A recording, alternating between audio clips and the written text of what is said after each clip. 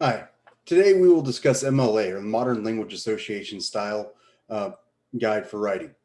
MLA is used to format and guide writing in several disciplines, including English, literature, and foreign languages. MLA is currently in its 8th edition, so make sure you are using this edition when writing your papers.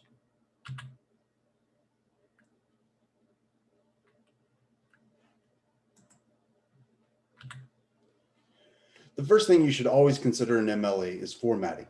It usually helps to set this up before you begin writing your paper. If you are using Microsoft Word, you can find an MLA template by searching the templates when opening a new document.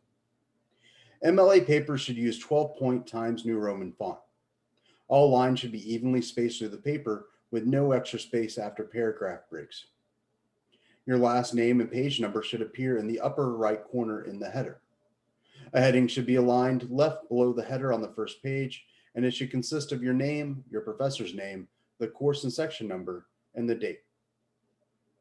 Remember not to put this into the header. This is a common mistake that people make. And then, of course, a works cited page should appear at the end of the paper.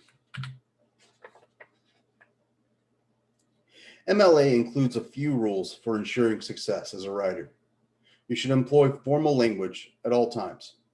Write in the present tense unless writing about an historical event.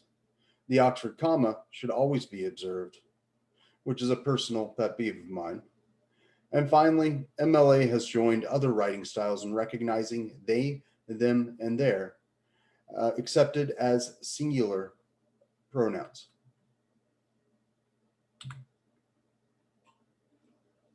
Citations are the most recognized part of the MLA writing style. We use citations to give credit for ideas and words of another person. They prevent plagiarism and give the reader a place to look in conducting their own research.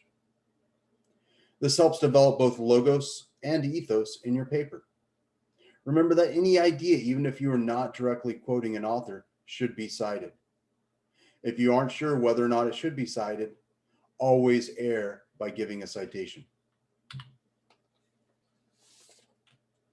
There are two types of citations in MLA: in-text citations and works cited entries. In-text citations appear in the main text of the paper.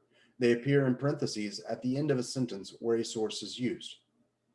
A reader will be able to follow the in-text citation to the works cited where they can learn to find the information being cited.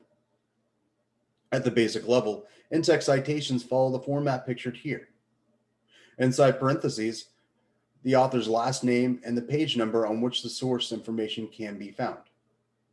Note, there is only a space and no comma between the author's name and page number.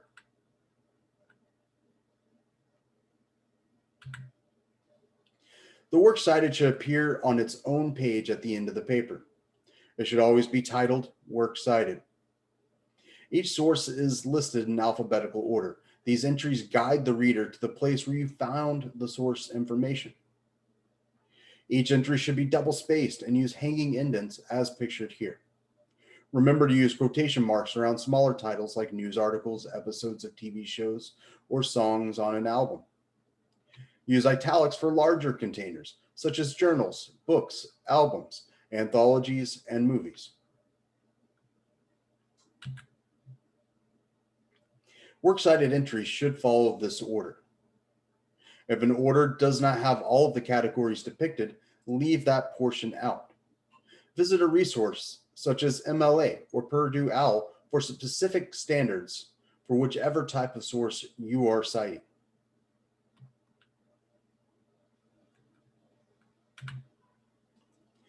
For reference in following MLA and in building your citations, check the back of your academic writer textbook. You may also order an MLA textbook, an MLA handbook if you will be using MLA for the foreseeable future. The order includes access to an online database with information on MLA. Purdue OWL is a free online resource that keeps up to date with MLA, APA, and Chicago writing styles. Remember, as you continue to work through the semester, you must follow MLA guidelines to develop successful work.